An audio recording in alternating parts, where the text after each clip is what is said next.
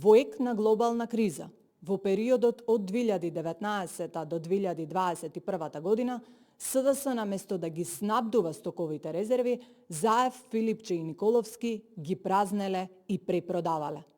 2000 тони јачмен и пченица во државна вредност од 800.000 евра биле отпишани од залихите по насока на истото трио, додека на граѓаните им велеа се е под контрола.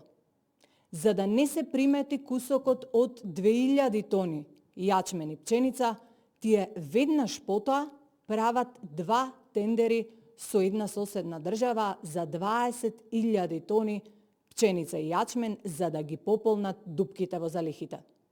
Со овие 2 тендери, Заев, Филипче и Николовски сметале дека ќе се покријат недостатоците во стоковите резерви, а јавноста истото ќе го заборави. 800.000 евра пари на граѓаните завршиле во џебовите на Заев, Филипче и Николовски, а 2000 тони јачмен и пченица на црн пазар во друга држава.